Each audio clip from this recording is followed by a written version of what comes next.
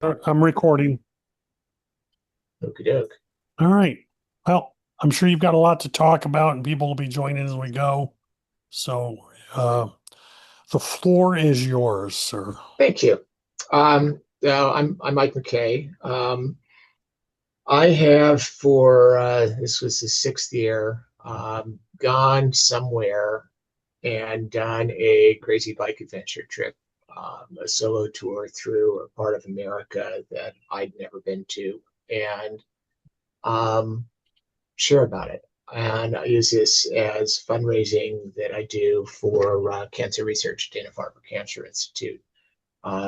It's been very successful and popular, and I blog during the trips, and then I've come back the last several years to share in this forum. So those of you who've seen the blog, there would be some of the material that's repetitive, but talking about it live always spurs additional things, and certainly we'll have time for questions. Just ask as I go along, but we'll explicitly talk at the end. This year's trip was the Oregon Trail from Boise, Idaho to Portland, Oregon, on the Oh. route that you can see here. And I'll sort of talk about the historical context and what I learned and saw and felt going through this part of the world that, particularly the eastern two-thirds of it, not a lot of people go to because it's kind of isolated. The Oregon Trail, the full Oregon Trail is something over 2,000 miles. There are a lot of spurs and variants of the trail. So there's not just like one linear path, but broadly running from Independence, Missouri to Oregon City, Oregon, on the Willamette River just south of Portland. How hard can that be? Well, it's so hard that they made a whole kids game, which has for a couple of decades been phenomenally popular. Anytime I started talking about the Oregon Trail, the game, yes, I played the game. My kids played the game, and the game is very engaging because you have to decide what you want to take with you on the trip. You purchase supplies out of a fixed budget. You have opportunities to trade supplies with other people, and you try to manage your supplies and make it there. And it is possible to make it there and succeed. But the game is really hard because there's all kinds of bad things, calamity cards that populate the deck and show up and tell you, you're starving to death, or you have cholera, or you've died of dysentery.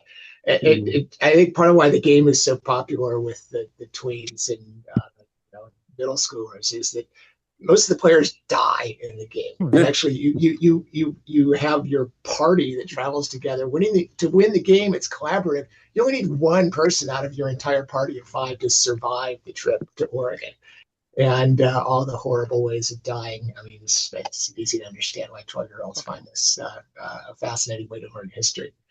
The real life experience, well, during the peak years of emigration, several 100,000 people traveled the Oregon Trail.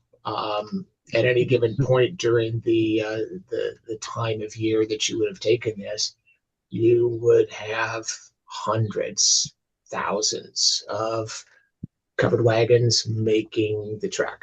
Um, and it was a team sport because nobody set out to travel the Oregon Trail alone. At the beginning of it, uh, in Missouri, you would find a group of several dozen other wagons, all headed to the same place that you are, and team up because you had to help each other with the crossings, with the managing of the livestock, with the loading and the unloading of the wagons to get up and over hills and boulders and crap.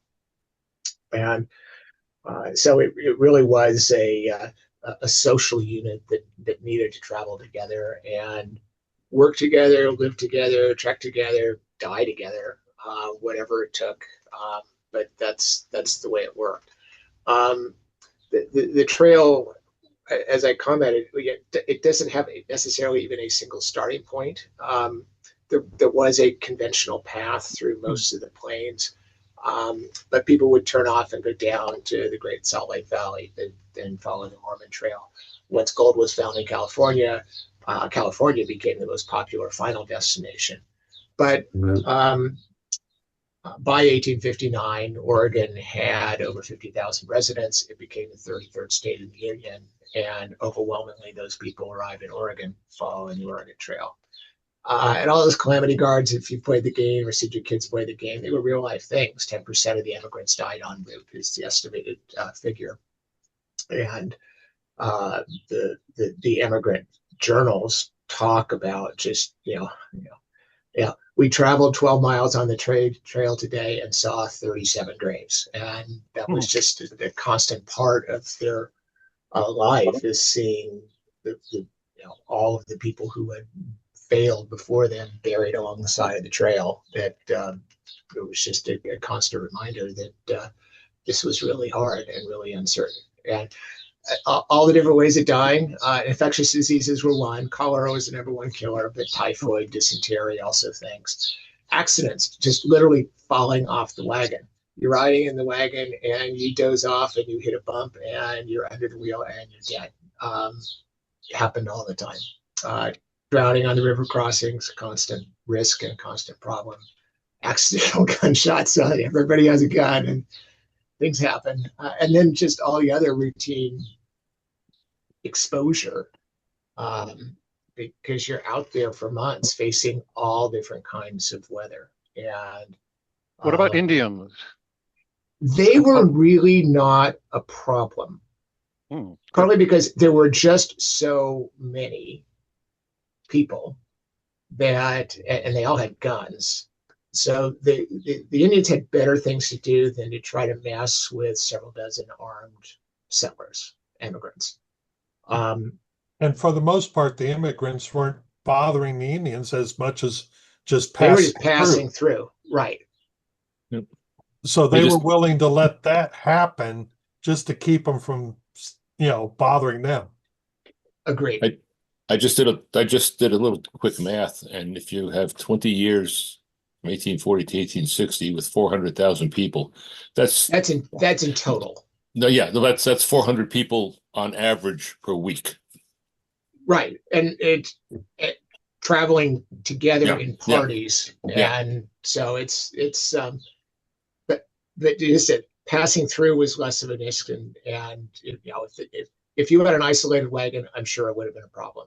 But the way that people traveled, the Native Americans were the least of they had plenty of other problems. The other thing, Frank, as I understand it, is when they left, they had to leave early enough to avoid being caught in the mountains as winter or as fall set in, because that's what happened to the Donner Party. They were told not to leave, but they left anyway, and they were late.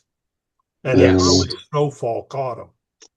Yeah, plus crossing the Sierra Nevada was an even more daunting thing than the crossing of the Continental Divide. Going to Oregon, once you cross the divide, there was really only one other crossing more than about 4,000 feet that you had to get across, which I did, and we'll talk about that. But you did still have to worry about getting caught somewhere before winter came. And we'll talk a little bit about that when I get to my part of that trip. I highly recommend this book that I read as part of my briefing, called The Oregon Trail, cleverly, about a pair of brothers who in 2010 decided to recreate with a mule team the passage of the Oregon Trail. And they spent 4 months taking the wagon from Missouri to Oregon. It is a fascinating way to learn about what this stuff all really was and took as they recreated this in the modern era. And my mission was basically the version of this, covering the last just under 600 miles from Boise to Portland. On the bike with about 20 pounds of gear and me to make it work. And this is the bike on the first day of the trip on the Oregon Trail. The countryside that I passed through, I've done a lot of these bike trips, as I commented at the beginning. The variation of what I saw is far more diverse than anything that I've experienced on any of these other trips traveling a similar length. You had irrigated cropland, you had desert, you had mountains, you had the Columbia River Gorge filled with waterfalls and awesomeness. And so I'll sort of do the travel guide of the 8-day trek and sort of talk about the landscape, but it really did change a lot. Day one, what they call the Treasure Valley, a marketing term invented by some Chamber of Commerce person, but mostly irrigated farmland that reminded me of where I grew up in the Central Valley of California, with corn and dairy cattle and alfalfa and just growing stuff everywhere, all fed by irrigated farmland, all fed by dams on the Snake and the Boise and some of the other related rivers in that part of Idaho. There is the history there. Old Fort Boise was a trading post that was established near the Snake River, actually about 40 miles west of Boise, which was one of the key supply points for the immigrants. The Western term fort at this point had nothing to do with the Army. The Army was 1,000 miles away.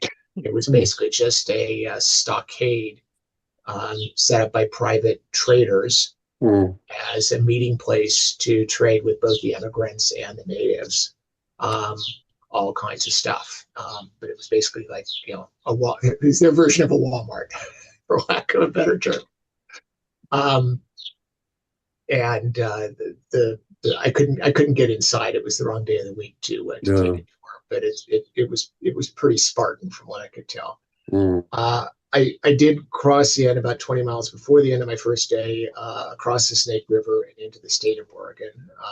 I learned about thunder eggs. I don't know whether anybody else knows anything about thunder eggs, but they're like volcanically formed geode type things where they might be like baseball size, but when you cut them open, they're all full of crystals inside. They are very common in this part of Eastern Oregon. Again, the irrigated farmland, alfalfa everywhere. But about 10 miles before the end of my first day, I got my first glimpse of the Oregon Trail. This is it. And when you see the Oregon Trail today, it mostly looks like this. I've got a couple other pictures I'll get to. But because the wagons, so many of them, and they were so heavy, rolled over this ground all in the same place. We're now nearly 200 years later, and the tracks, the land has been so compacted by what they've done that there it is, right? And that's the same picture. I've blown it up so you can see. So it's still visible. It's when you know what you're looking for. If you weren't, you wouldn't catch your eye, but that's there. I did, by the way, experience at this point, because this is where I shot the other picture. My first calamity card. Anybody see what's wrong with this picture that would cause a calamity?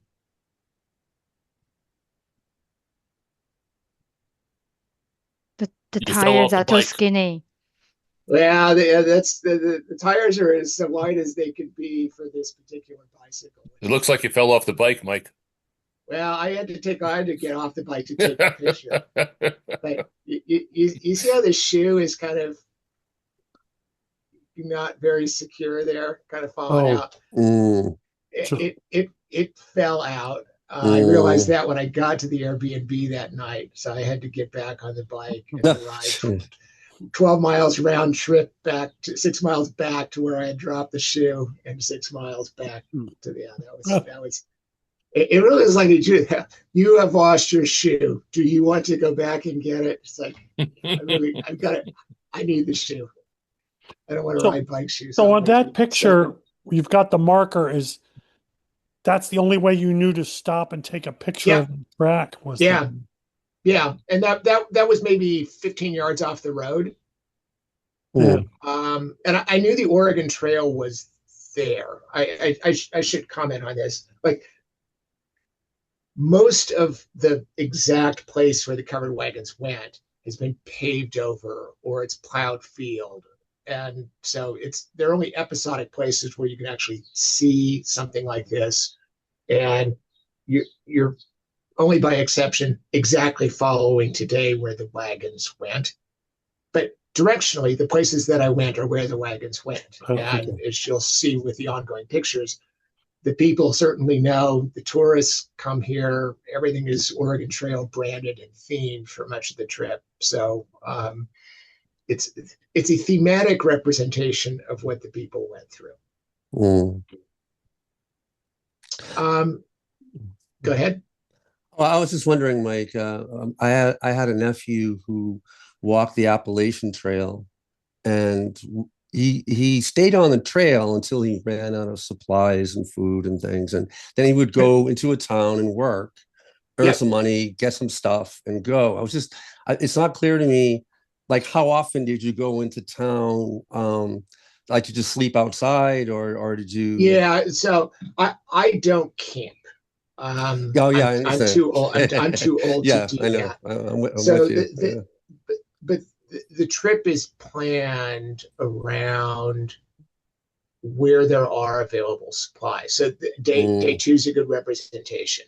Started the day in the town of Vail, 2,000 people, a ranching community in the Oregon desert.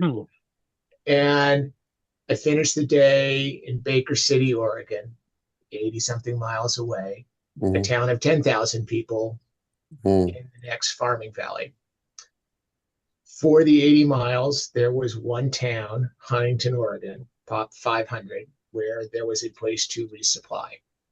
And so, the day was planned around, okay, I've got to carry enough water, knowing I've got 40 to 50 miles to get to the lunch stop and eat and refill the water.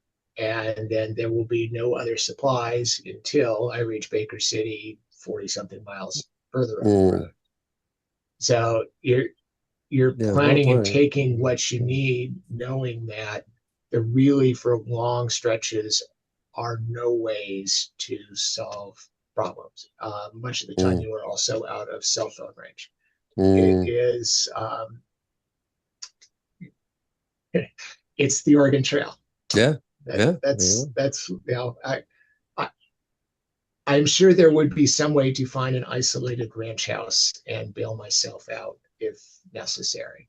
But it is pretty isolated most of the time. Sure. Through much of the route, yeah.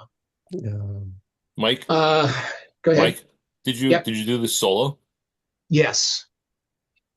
Yeah. Yeah.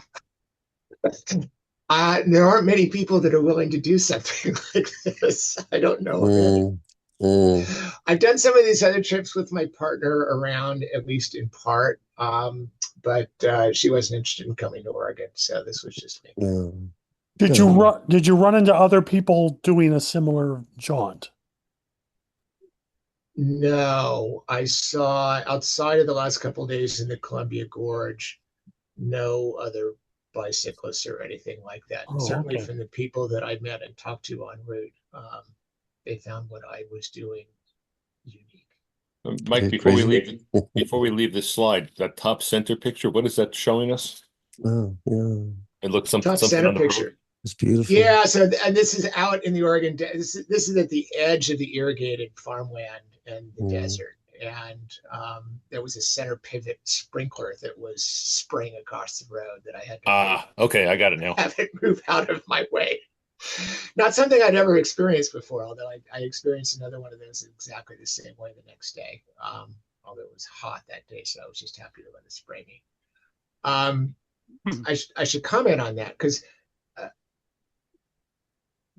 the extremes of the temperatures. I was there in mid-May, I had 32-degree days. I had 92-degree days, Wow.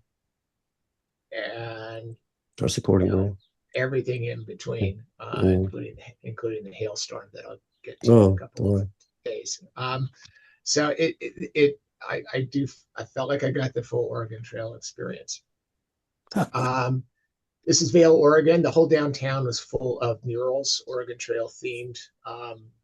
They had hot springs. They have hot springs there in town. Yeah, that was a very popular thing for the immigrants. This was my first day of experience riding on the interstate highway. It is legal in Eastern Oregon because it's the only road that passes through there. I would say after spending 100 miles on the interstate highway, I never felt unsafe, but it was a pretty joyless way to travel with the 18-wheelers rushing by you all the time. The desert, and it's desert. The desert runs up against the Snake River. This is called Farewell Bend. It's the last time the immigrants who had spent hundreds of miles traveling along the Snake River, they then were turning west and away from the river to leave it behind for good. And this is the Burnt River, which is the river that flows down into the Snake. That is the travel trail west for the immigrants. They described it as the hardest, worst road that they had ever ridden on. Remembering they've already covered 1,500 miles before they get to this place, this was the worst.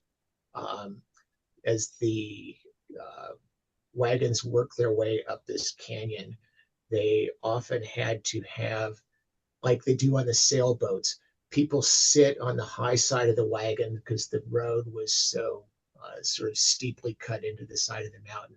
They had to offset the weight and keep the high side of the wagon down so it didn't just like tip and flip over anytime they hit a rock. It was clearly not a fun place. That was a long, hard trip for me through nowhere. Pretty in its own desert-like way, but hard. But having done that, you arrived in the next major valley area, the Baker Valley, and then abutting at the Grand Ronde Valley. That I passed through both in the same day, so I lumped them together. There is a fabulous interpretive center run by Bureau of Land Management that sits up on the bluff above Baker City that bring to life what it's like to be an immigrant. If you're ever in that part of the world, highly recommend it. This is again another stretch right next to the interpretive center of the real Oregon Trail and the wagon ruts passing through there. And this area had plenty of places to enjoy the Oregon Trail branding, plus remnants of the earliest settler cabins in that part of the world, which date back to the early 1860s. Part of what happened is that this is, again, as Treasure Valley was, great farmland, but nobody stopped there because, one, you needed modern irrigation, didn't have it. Two, you were still hundreds of miles from civilization, and therefore, outside of subsistence farming, you had no way to make a living. But once the Willamette Valley started filling up, the civilization flowed backwards from there, so that by the 1860s, these twin valleys became their own boom towns and heavily settled areas, and became yet further magnets for people to stop en route because enough civilization had built up to make this a tenable place to live as well. And here you see, these are the Blue Mountains. And this was my journey to get over the following day, up and over 4,000 feet of mountain. This was the trek from La Grande at the northern edge of those twin valleys, up and over the Blue Mountains, and then down the other side into the Umatilla Valley. That's the wrong way. So this is me waking up in the morning and saying that's what I got to get up and over.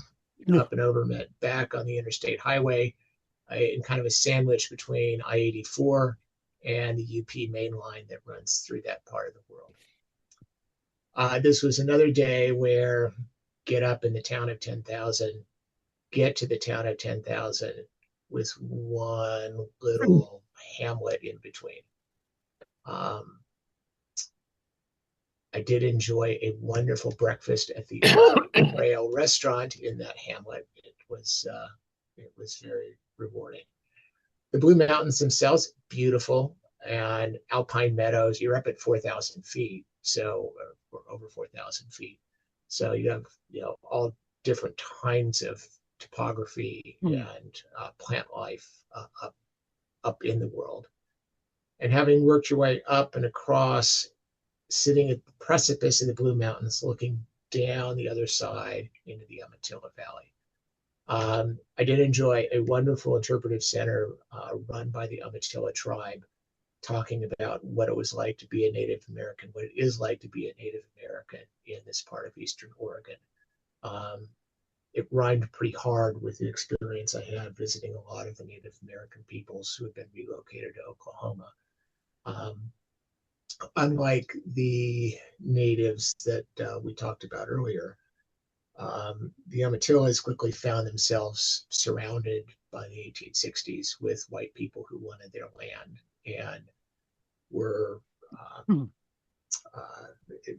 basically given an offer they could not refuse to purchase most of their historic lands, and found themselves on a relatively small reservation where they remain today.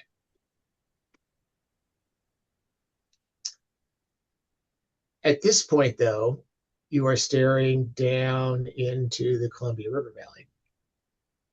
And for the immigrants, this was awesome. The mountains are in their rearview mirror, and it's mostly just flatland touring for them the rest of the trip.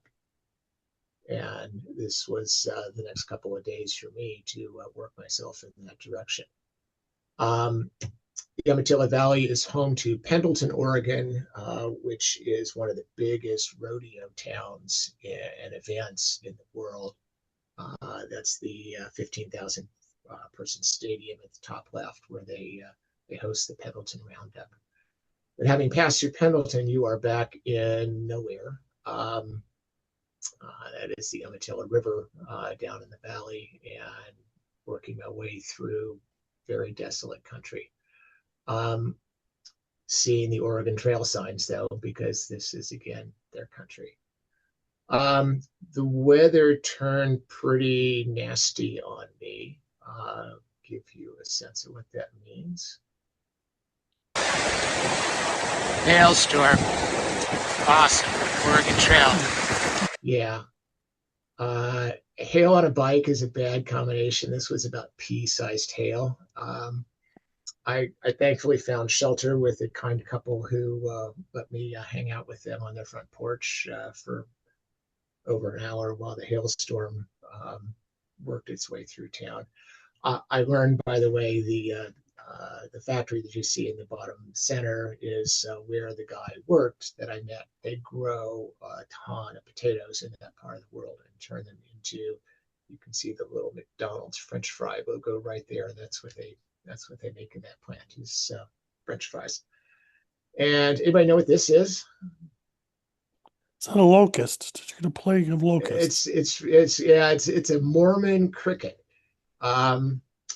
Locust is not a bad descriptor. And they travel in swarms. There were a whole bunch of them that I encountered on the interstate that day. They're called Mormon crickets because when the Mormons first showed up in the Great Salt Valley, these insects all descended upon them. And then what descended after that were massive flocks of seagulls. And the seagulls ate all the crickets, and the Mormons' crop was saved. And the Mormons still have a fondness for seagulls today as a result. I'm glad someone does. Countryside. The biggest flock of goats I've ever seen in my life. Another Oregon Trail experience, picking up a rusty nail on the interstate destroyed my not only my tube, but my tire. I've ridden over 50,000 miles on a bicycle. This is the second time I've had a catastrophic tire failure. But planning ahead for the Oregon Trail, I brought not just spare tubes, but also a spare tire, which I was able to replace that tire with. Otherwise, less good things. Is that a tube tire? Yes, yeah. Tube tires are a lot easier to deal with replacing than tubeless tires. I have traveled with tubeless tires in the past, but for a trip like this, Whereas safer. a tubeless tire can be plugged.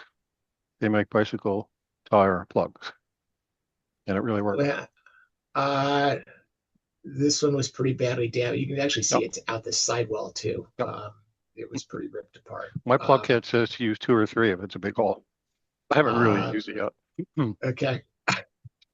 Um, I'll treat that as an experiment for another time. did you, when you lost the tire, did you try to pick one up as a replacement? I brought a spare tire in addition to spare tubes. But when you So lost your spare, now did you look for another spare? I decided at that point that I was going to run the risk. Although I started out with 4 spare tubes. After having 3 of them damaged, I did buy a couple additional spare tubes for the last couple of days. Okay. Although I ended up not needing them, but it was better to have them than not. I was surprised at the price of tires. I was bicycling a lot a decade or 2 ago.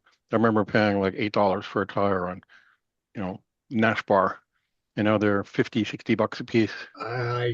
Yes, for good ones, easily that my last pair I paid $160 for the pair. So yes, good tires cost money. They're worth it. That is Mount Hood, about 12,000 feet. That is from 50 miles away on the Columbia River Valley. But I'll get to Mount Hood again, but it was a very daunting thing to see because my plan was to go up it. Sophie's Choice. Yes, that's what I was faced with, though. I had dealt with a lot of adverse weather, not just the hailstorm, but several days of very strong headwinds, and I found myself behind schedule. If you go back to that very original map that I showed of the Oregon Trail, at the end, there actually are 2 Oregon Trails. Option 1, down the Columbia River, straight shot. Option 2, avoid the danger of the Columbia River with drowning and waterfalls and rapids and all that nastiness, and instead go up around Mount Hood on what's called the Barlow Trail, and then down into Portland. It's the long way. It's a safer way, although it has its own form of calamity cards of snowstorms and landslides and crap like that. So it's like Sophie's Choice. The emigrants, they had to make a choice. Each was not necessarily a great choice, but they did have to choose which way to go. And because I was behind schedule and because I had a flight out of Portland and I needed to get there, I decided instead to not go up and around Mount Hood, which had been my plan, but instead go straight down the gorge. Now, down the gorge turned out to be an awesome decision. One, unlike the immigrants who had to put their wagons on rafts and deal with all that crap, I got to ride on a modern road. Now, that modern road was twisty and turny and went up and down and everything. It meant I had some awesome views like this and this, but it also was its share of work. But that's okay. The work is good.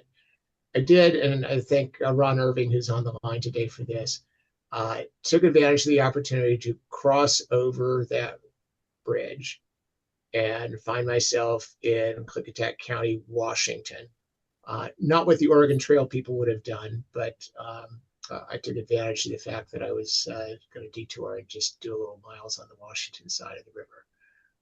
That took me up to this very unique structure, a scaled replica of Stonehenge. That's my bike. You can see the size. And I've got a video that I'll play. I'll be skipping the verification. I trust you too. Good morning from Maryville, Washington. I'm here in the Stonehenge Memorial. You don't get to do this in Salisbury, England. Stand in the middle,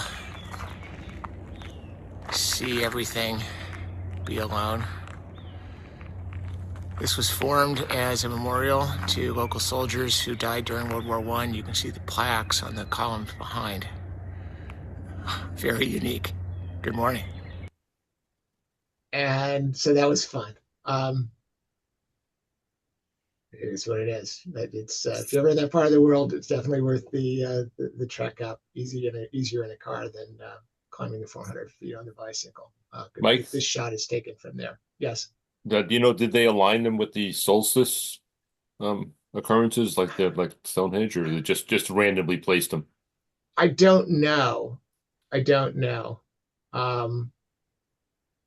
didn't do that much research.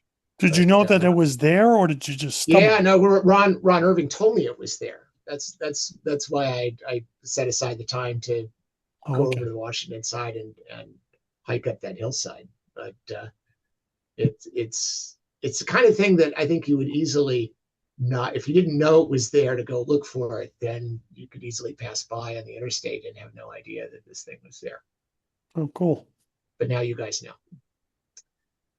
And the gorge itself was fabulous. Hood River, Oregon, which is where I spent the night in the middle of the gorge.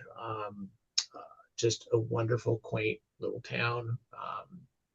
Plenty to do, including a bike shop who fixed a broken spoke on my wheel, plus sold me some new tubes. I was very grateful to the guy who took care of that. But the last, this meant that the last close to 100 miles of the trip was just working through beautiful countryside, seeing lots of quiet times on old US 30, which was built, mostly replaced now by I-84 that parallels it, but was designed as a scenic road and runs by all the waterfalls that are plentiful in that part of the world. Gives you lots of vistas of the various things to see. I did, again, in the spirit of the Oregon Trail experience, one more calamity card on the last day where the trail was closed due to landslide. No through traffic. I had to backtrack and get back on the interstate highway again one last time to bypass the quiet. But, so you never know what that means, though. It means, well, it definitely means no car traffic through, but. Well, this is a bike trail, so there wasn't going to be any car traffic. Oh, okay. I instead had to go back on the interstate highway rather than enjoy the quiet bike trail. Madison, New Hampshire was washed out a week ago, and it's all over the news up there with the road closures. And I cut through my usual shortcut, no problem. Just drove around the cones, kept going. But I would be adventurous. I trust it. Landslides, by the way, are a huge deal. You can actually see a landslide here. The whole geology of this area is basalt rock that is porous, sitting on a layer of clay that is not porous. And so the water sweeps down through the basalt. By the time it reaches the clay layer, it basically has created a whole like slip and slide thing for the basalt to just all roll off the mountain and down into the Columbia River and do what it does. So landslides are a thing here. Just a side note for those of you not familiar with Boston roads, US 30 at that end that he rode on is US 30. The other end of US 30 is Com Ave in Boston. It's a big road. These were the precursors of the interstate highways. So yes, it's a great point. Um, and I finally reached Portland, 8 days and 580 miles from where I set out. I reflected at the end of the trip. I will say,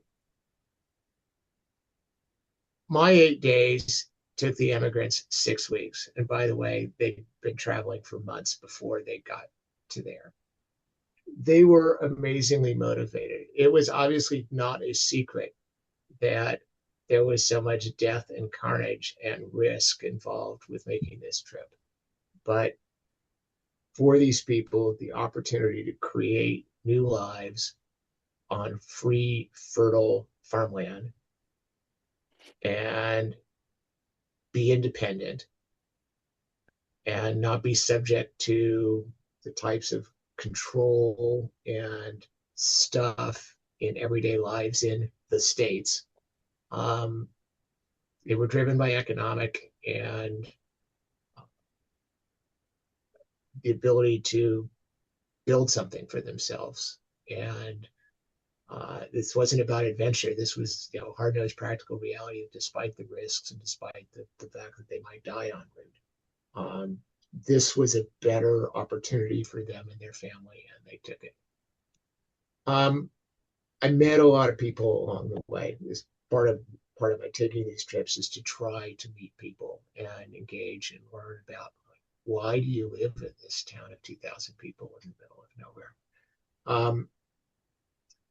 I've taken these trips all around America at this point. In Pennsylvania last year, in Oklahoma the year before that, and up and down the Mississippi River, from Missouri to Mississippi the year before that. The people here, when I engaged them, they were happy to talk. But unlike the people that I met in any of the other parts of the world, despite the fact that I'm like a person from Mars showing up on a bicycle and showing up in their cafes or hotels or whatever, people didn't ask me like what I was doing. They really seem to, your business is your business. Our business is, we're not here to pry. Very, very different, particularly in the South. Like I'd have people who'd pull over as they're driving by and roll down the window and say, "Why are you here? What are you doing?" Not in a threatening way, but in an intensely curious way. And I experienced none of that. At the same time, they were more than happy to talk to me when I engaged them, and were friendly enough. But there's really seemed to be we let people do. A very strong sense that these people are just.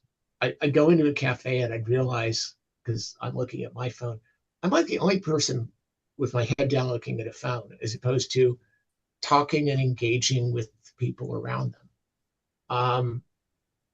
Made me feel guilty because I'm the sort of person who actually doesn't do a lot of that in general. And I always kind of look down my nose at people who are walking down the street with headphones on and staring at a screen. And now I became that person because they just, it's their community and their neighbors in these towns. Their life is far more about that. They know each other,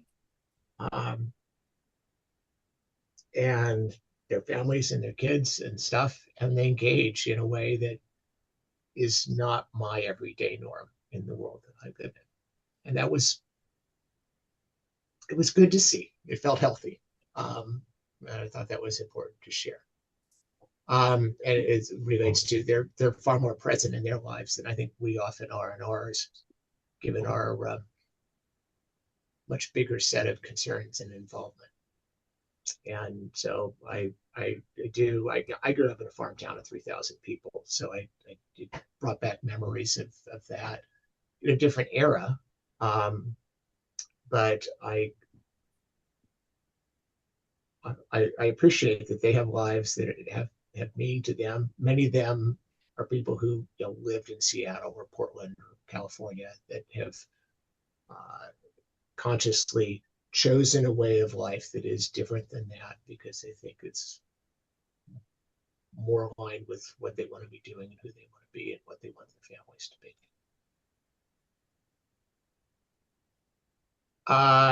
I do have a working concept for next year, which is to follow the chain of missions that were formed by the Franciscan friars back in the late 18th century under Spanish rule. And as a native Californian, I've been to most, not all, but most of those missions. But the idea of making the trek from top to bottom has appeal. I still need to figure out exactly how practical it is, but that's my working concept for next year. Oh, Great. Just a slight side note, back on slide 25, I looked at the map there, and in the top center of the map is the town of Yakima, Washington.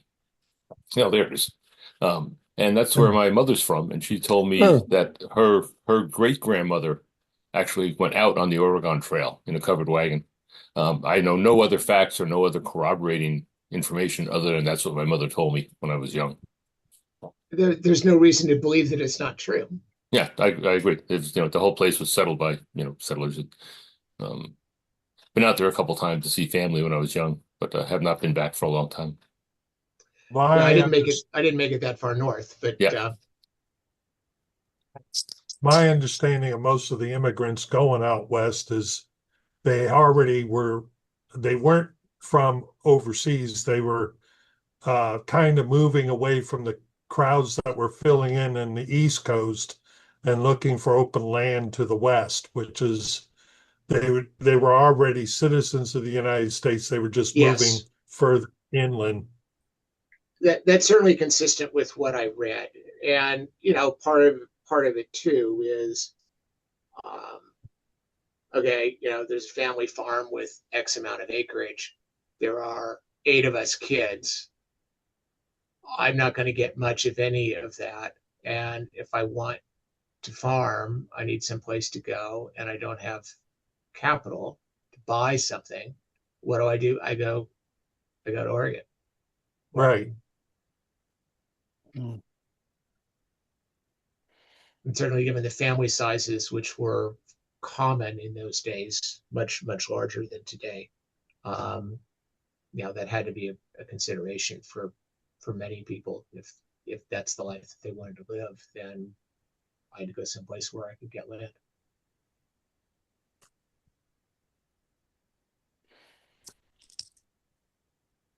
All right. Thank you. That's wonderful. Yes. I have a question. Thank you, man. Yeah, go ahead. You show the 2 tracks going across the grassland.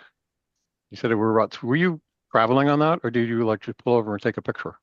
I pulled over and took a picture. Yeah, the bike is capable. Well, one, there are lots of signs saying we don't want you trampling around on the Oregon Trail. So it's not designed for traveling on. It's designed for looking at. This bike is a bike that, rigged as it is, I will take on hard packed gravel path. I didn't do a lot of that this trip, but the Pennsylvania trip last year, I did about 100 miles of the 500-ish on hard packed gravel, either dirt roads or bike paths. So it's capable of doing that, but I generally try to stay on paved roads given a choice as long as it's safe. It clearly is a road bike. I have a few bikes. It's a road bike that I put extra wide tires on to handle the load, and Carbon fork. carbon fork, yes, tie frame and carbon forks. I belong to the Rivendell camp. Mm. So they look, straight steel. Yeah, And let the tires be the suspension. nothing wrong with that. There's many great bikes out there. Several of which are in my garage. But this is the bike that I've used for all these travel trips. I can break it down, put it in a bike bag. It's fine handling the panniers, and Good. we've done a lot of trips together. Did you see a lot of wildlife? during your trip? Not a lot. And the exceptions to that was through the desert, snakes everywhere, roadkill, snakes everywhere. I think people are really happy to run over a snake on the road when they see one. And the couple of times when I was in isolated spots, especially back, not that day, this day, through this canyon, deer everywhere, everywhere. Big flocks, what do they call them? Fox groups, whatever, but like a dozen or more down in the river valley, eating, grazing, drinking. It was very quiet. It's 20-mile stretch. I saw maybe 3 cars the entire time. But I did not that day. I couldn't get any pictures that day, but I did on a different day catch a deer on both video and still photo. But most of the days, really not that much wildlife. I'm not sure why. We don't count the Mormon cricket. But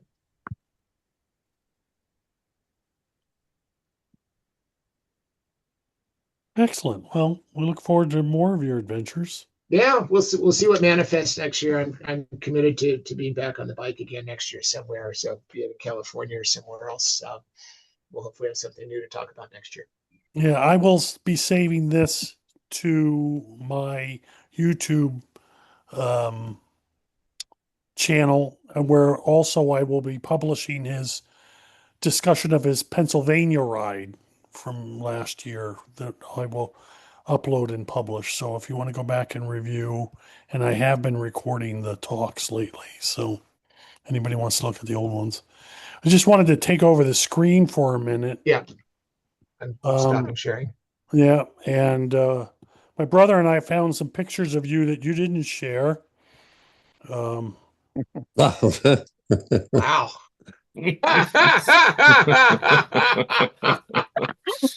We're like, why didn't you share these pictures? Yeah. Or here, Fair.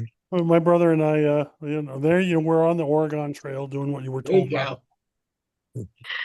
go. And then you got really into a ruckus here. So, and finally, those who want to build a collection of our famous characters, you can get this G.I. Joe action.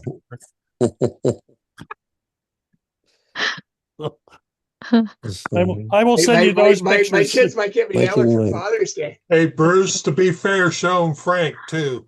Well, yeah, I gotta show you. You gotta send me those, Bruce. I will send you those. We did have for those we talked kayak Frank that we picked on last time. Yeah, the GI Joe kayak Frank. So if you give a talk, you might wind up as an action figure in our series of history talks here. So Phil has lost his mind. Yeah. But I want to thank everybody for coming. Our next in July we'll do the history talk. I'm looking at the 31st for that, Bruce. Friday the 31st. Probably the week before, because the 31st, his daughter's getting married. Yeah, my daughter's getting married on the 1st, Frank. Can you push that off a couple days?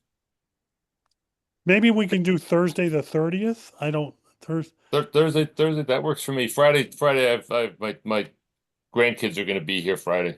So let's do 30th maybe. All right, good. 30th. All right, good. And I'm working on a talk for August, so you're left back with me. But anybody who has suggestion for future talks, just keep throwing them at us. So very good. And John Rominski, we put up the chat that I gave on the father and son duo that you made me read about. That's up on my YouTube channel that I can send the link to. So which duo? It's my channel. I will share and show you the excellent. Great. So I'll show you. Right. The space guy. Yeah. Dyson. The Dysons. So let me show you. share this window and then go to my YouTube channel and show you what we've got up so far. So the Dysons, Freeman Dyson and Son is up there. You're welcome. I'm going to publish this bike trip to Pennsylvania, and then we've had 2 or 3 of our other talks are already up. So for those who poke around and come to my YouTube channel, you'll see some of the past talks. But I will. all right, good. All right, we'll talk in July, everybody. Mike, this was terrific. Thank you very much. My Thank you. pleasure. Great Thank to see you. everybody. Have a Bye. great Bye. weekend.